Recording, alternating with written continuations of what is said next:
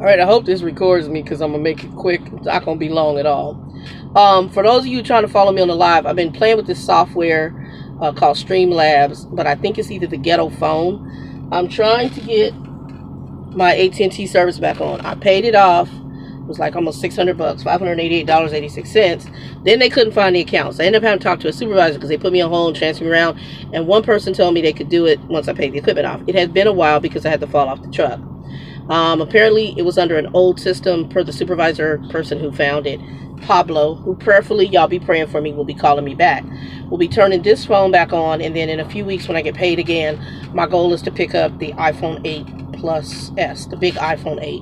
I don't want the 10. The 10 is actually way too expensive, but also in research there's been some issues because I guess iPhone went to all Intel. I don't want to get into that. It's going to be too technical. Anyway, so just say a prayer for me that everything goes smoothly with AT&T. We get the service turned back on, and I can go because I'm not supposed to be paying no deposit, no nothing. I had great credit history with them up until the whole fracture, fall off the truck, all that stuff. The other thing was I just met a guy who watches my channel. I do not want to mention the name of his trucking company or his name. He said he subscribes. He said, hey, aren't you on YouTube? Didn't you do the videos about the girls who were killed? And I said, yes. So he says, I'm subscribed to your channel. We started talking. He recommended something. Now, I'm just going to say he recommended something, and he showed me what he's dealing with. It looks like a real pistol, I'll be honest, and it's an Air something BB gun, about $50 at Walmart. Has a cartridge about this big. The gun was about like this, and he was able to point it down in the truck and just pop.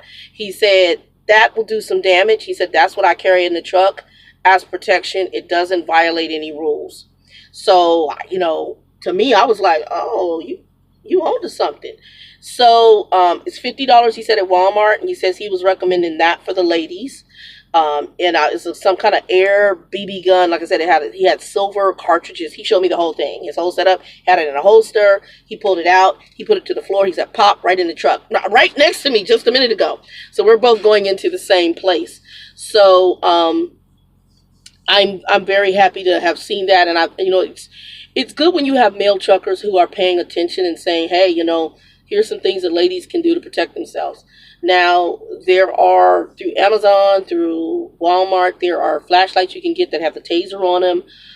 There's pepper spray. Again, a lot of the major carriers, they don't want you carrying that. I no longer work for a major carrier, so I'm not even worried about that.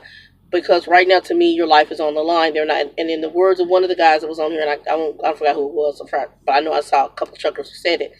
They're not the ones riding in this truck with their life on the line, and with all the craziness going on here. So you got to be careful about what choices you make, and you got to make some choices sometimes that may ride that fence. So I just want to tell everybody, whether female or male, you all need to be careful.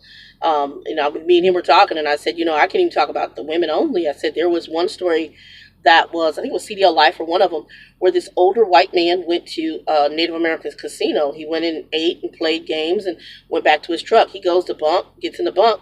Next thing he knows, this Native American dude is in the truck beating his ass, asking for his money. They did find this man, but this trucker had brain damage and a whole bunch of other issues that happened. So you guys need to be careful. Anyway, hopefully the AT&T will be up sometime today. The guy's supposed to be calling me back here in the next couple of hours. I'm here at this grocery place. They were supposed to get me in today. Well, per Tyson, per my appointment, it was supposed to be for today. But when I went up there, they said no, they show up for tomorrow. And then I have 2 more jobs. I have another job that was supposed to be for today that might look like it might be tomorrow. That's supposed to be somewhere in this vicinity. And then we'll have to see. I have no idea. So right now I'm just waiting. So we'll see what's going to happen. I got food across the street, though. I can go treat myself to dinner or get dinner delivered to the truck. So I don't know what's going to happen. I'm just kind of chilling. So hopefully we'll see what's going to happen from there. Anyway, you guys, be blessed, 2 and 2. I'm going to be doing some more videos, and I might have to do them like this until I actually, hopefully, get the AT&T back up. Per the conversation, AT&T is supposed to come back on. And the guy was already trying to sell me another phone, and I'm like, he says, well, it depends what your credit was with us. I said, my credit with you was good, but we've had such a long stint, I don't know that I'm going to be able to qualify, and I do not want to go under a contract. I zero want to go under a contract. I want nothing to do with contract. Now, if you can get me a phone and we can do possibly another payment agreement, I might do that, but initially I was just going to pay the phone cash for the iPhone, because it's I mean, it's a chunk of change, but it's a chunk of change I could knock right out and don't have to worry about payments. And then I told him what kind of service I was looking for. But my Samsung Galaxy 4 should still work just fine. I mean, a couple years old, but it should work just fine. You got people still using damn half-ass flip phones. Anyway, y'all, 2 and 2. I'll be doing some more videos on some other stuff. Somebody asked me about GPSs. I'll be doing a video on that. I'll give you an update on Grumpy Smurfs. I know I think it's NATO or was it NATO? It might be NATO. It might be. I can't remember which one. Always ask me about Grumpy, so I always have interesting stories about Grumpy and his drama. Because Grumpy likes to live in his BS. Let's see, and I'm trying to think what else. Yeah, I got some stuff I'm gonna be doing. And now that I'm in this truck, if everything goes well, I mean the pay is really really good. Turn that off. Yeah, this is the most I've gotten paid at any trucking company. I mean, this is pretty much almost surpassed. It's actually surpassing my corporate pay, which I used to make. So I'm very impressed. And like I said, the equipment's good. Trailers are decent. I carry for both the grocery chain as well as for the company itself. So can't beat it. And I'm running. I did, on my last pay period, we get paid every 2 weeks, was 7,020 miles, which is a lot for me, but I didn't feel like I'm beat to death or tired.